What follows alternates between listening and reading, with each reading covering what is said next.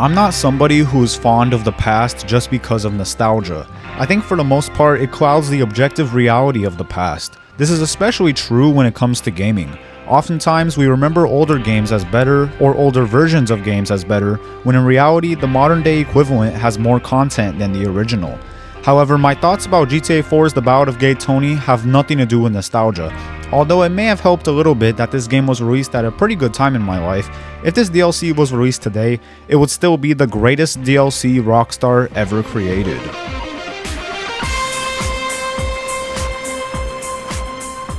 The first thing you notice about The Ballad of Gay Tony is the change of theme from Nico's and Johnny's stories. In both of their stories, the city has a gritty theme that accompanies a dark story for both characters.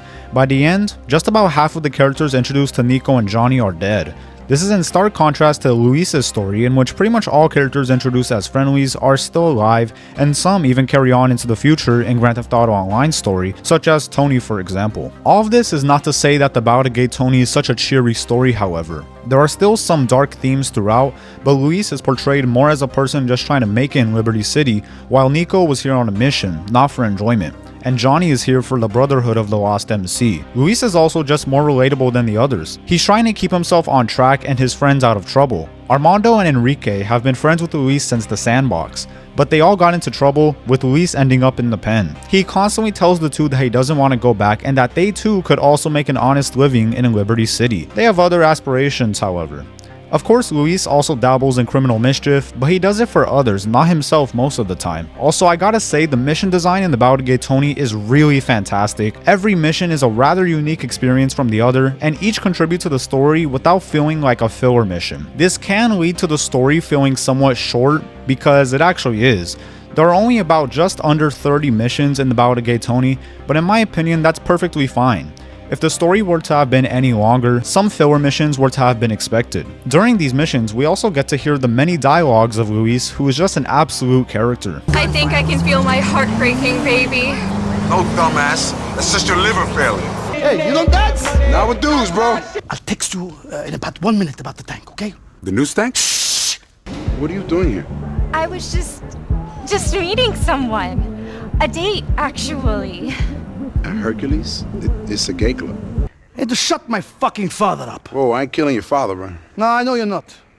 Another notable trait about Luis is how fearless he is in what is normally an unfair matchup, like when Santo first meets Luis. Santo got a good few inches on Luis, don't make it weird, and is also bigger overall. Still, Luis doesn't back down from the fight. Even with a gun in his face, he doesn't hesitate to fight back at all.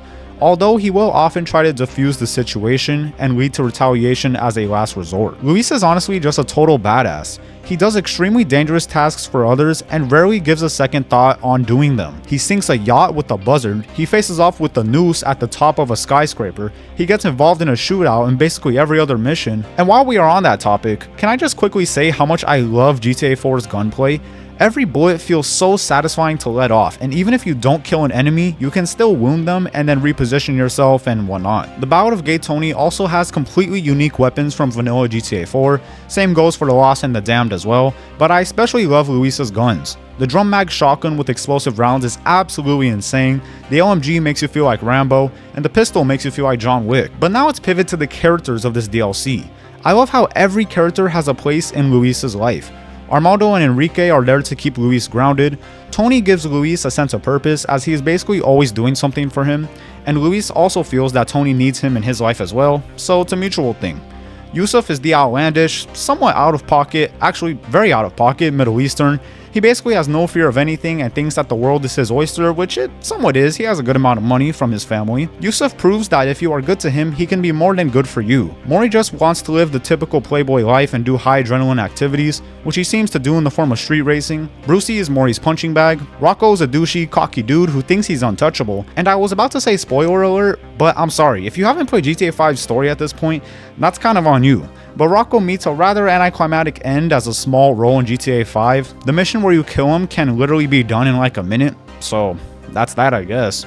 The Strangers and Freaks are also pretty good as well, although I wish there were more as the ones we got were pretty good. My favorite is Luis's ex, if you want to even call her that, Margot. Margot and Luis hooked up and that was about the end of that, or so Luis thought. About a year later, Margot would constantly message Luis and even send him letters. She would do anything for his attention, and I mean literally anything. When they first meet up outside of Hercules, she claims she took an entire bottle of painkillers. Luis now feels obligated to help her because nobody honestly will. On the ride there, she asks if he's going to stay with her at the hospital he is taking her to which he says hell no. The darkest encounter with her is actually the final one, however. She runs into Luis at a plaza, only she's on the other side of a railing on the 3rd story. She's trying to get payback at Luis for ignoring her for all this time and plans to jump and make it look like he pushed her. This works out exactly how she wanted it to, and Luis is able to make a getaway. But it just goes to show you how far Margot was willing to go for Luis's attention. Definitely one of the darker mission lines in the game. I also love how the 3 protagonist stories intertwine multiple times throughout each respective story, the most notable being the diamond deal that takes place inside the museum. The diamonds are a major subplot in all 3 stories, and there are a lot of events that take place during that whole ordeal.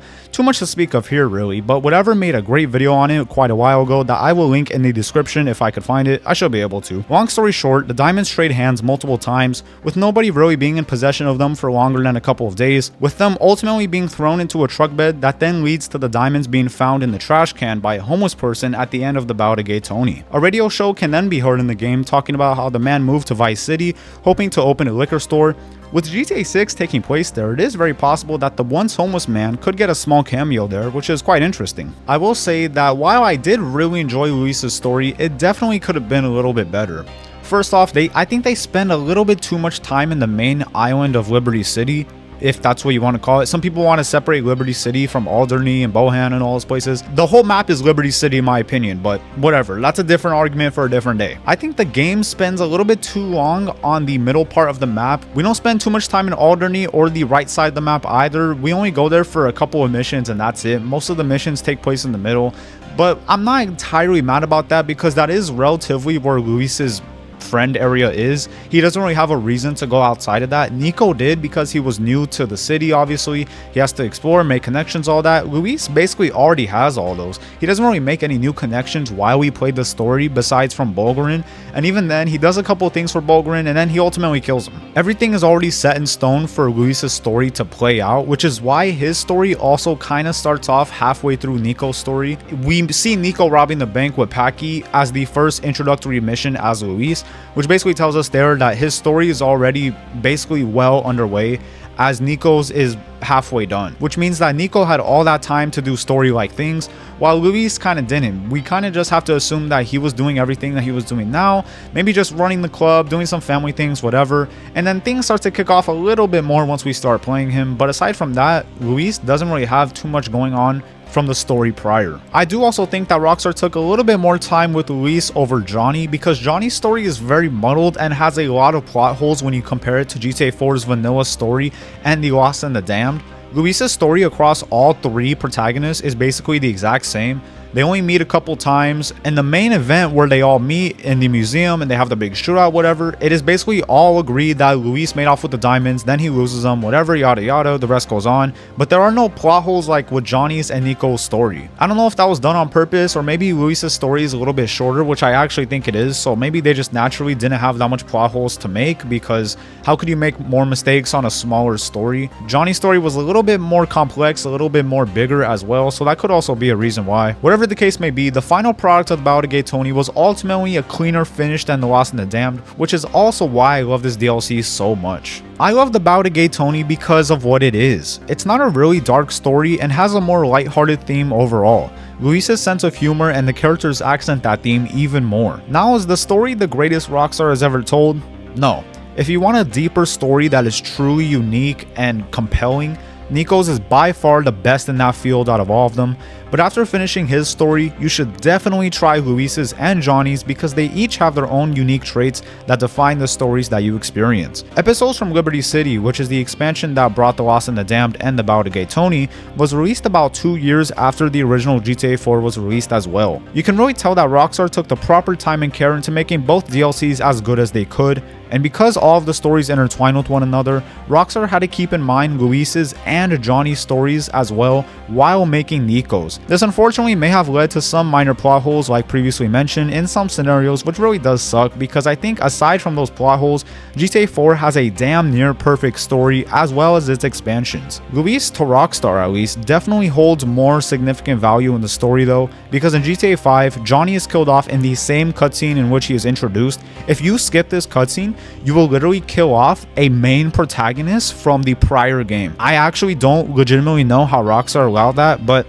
they did, and it is what it is. Luis isn't even present in GTA 5, but there is a picture of him in Tony's office when it was added as part of After Hours. Luis definitely could have fit into the story for After Hours as a bouncer or something, but for whatever reason, he wasn't added. I hate speculating as well, but I will say Vice City is based off Miami, of course, which is definitely known to be a city for parties and clubbing. Tony Prince is pretty likely to make an appearance in my opinion, so why wouldn't Luis also be there? Well, there could actually be an excuse for him to not be there, so let's go over that. At the end of the Ballad of Gay Tony, when Luis meets Tony and Yusuf at the park, they all leave and then from there, they all presumably go their separate ways. You don't even have Tony's number in your phone anymore after that mission. You call him, he doesn't pick up, and then the number is lost. Maybe Tony saw all the shit that he put Luis through and everything that Luis did for him, and no longer wanted to involve him in any future troubles because he knows Luis is too good of a person to not answer the call. So he just left to completely avoid that whole situation. Luis could also be running things in Liberty City for Tony since he now has a club in Los Santos and he can't be everywhere, so Luis could be the manager for Masonette. Unfortunately, another factor could be just budget. I'm sure Rockstar is already shelling out millions and millions of dollars for voice actors and performers, etc. GTA 6 is going to cost so unbelievably much. It's actually ridiculous. A beloved character in the series could give reason for the actor to request a higher salary, but that's up to Rockstar to decide whether they will give that or not. Rockstar could also just want GTA 6 to be its own thing with its own cast, which I will totally respect.